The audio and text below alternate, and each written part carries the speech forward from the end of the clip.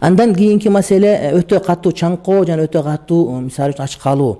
Эгерде адам өтө катуу чаңкап, өтө катуу ачка калып, ошондон адам олуттуу зыянга учурап, өзүнүн ден соолугун жоготуп ала турган коркунуч пайда болгон болсо, же акыл эси кетип кала турган коркунуч пайда боло турган болсо, анда бул убакта бул адамдар оорулуу сыяктуу болот. Ооруп калуу коркунучу бар болгондой эле болуп, бул адамдар да орозодон бошотулат дагы, андан кийин ошол нерсеге урматтуу бир туугандар күндөөгүн кармап берет.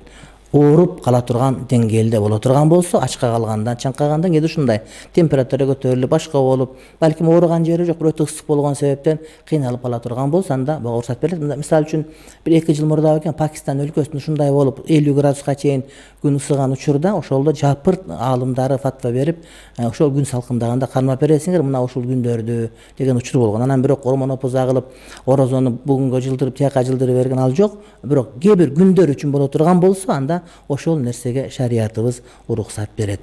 Дагы бир угарман, кулак сизде. Ассаламу алейкум рахматуллахи ва Ва алейкум ассалам ва рахматуллах баракатух. Устаз, кирип келген Рамазан айы куттуу болсун. Рахмат. Жалпы элибизге. Жалпыбызга насип Менин болсун. суроом, иним заправкада иштейт. Ошол алар слив келгенде, бензин келгенде чек менен куйшат да. Ошо куюп бүткөндөн кийин аларга айран же сүт ич керек болот да. Ошол ороз учурунда кандай болот ошол? Эми ошондой учурда айтат, ошондой эгерде ошондон айран сүт ичпесе кыйналып кала турган, ооруп кала турган болсо, анда ошол күндөрү иштебей кое турсун дейт. Биринчи маселе. Анан бирок иштебесе болбойт. Иштеш керек, анткени иштен кетип калса башка бирөөнү ишке алып алат, жумуш жок, тем более карантинде.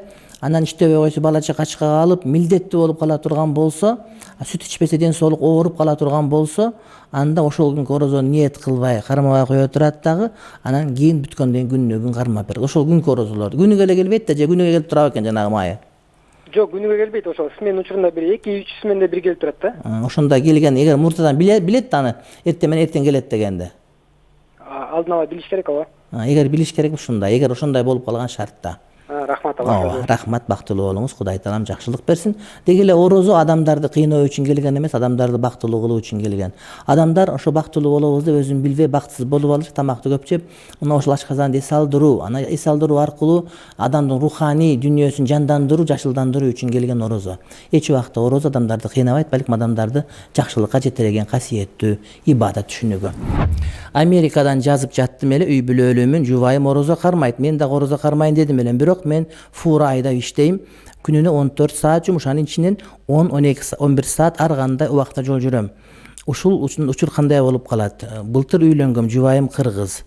Никебиз түрк улутундагы молдо орус тилинде кыйган. Жаныбызда күйөө жолдош жана курбу кыз күбө болушкан. Никебиздин орус тилинде кыйылган туура элеби дейт.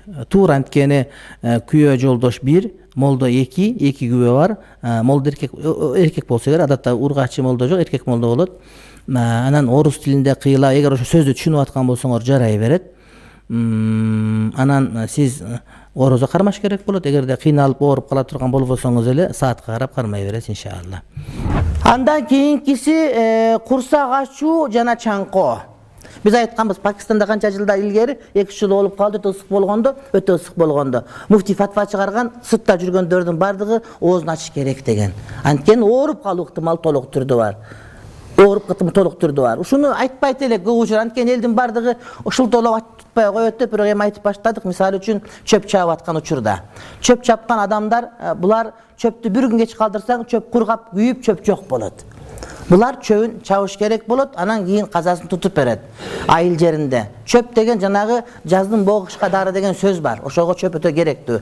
Андан сырткары жанагыдай бир устага чүй салып аткан адамдар. Бир ай түшпөй койсо, башка уста келет, иши жок калат, бала чакасы багылбай калат. Бул устада фундамент же кирпич куруп аткан учурда, мына ушулар эгерде кыйын болуп, салкын эмес болуп, мисалы үчүн ооруп калуу коркунучу болуп, чаңкагандан же курсак ачкандан болсо, анда булар ачканга Кудай таалам, урматтуу бир туугандарым, уруксат берет. Бул маселе Фаткул Кадирде, Шалабийдин Хашиясында, Зайлаидин Табиининде, Кассанидин Бадай Санаинде, жана башка китептерде келет.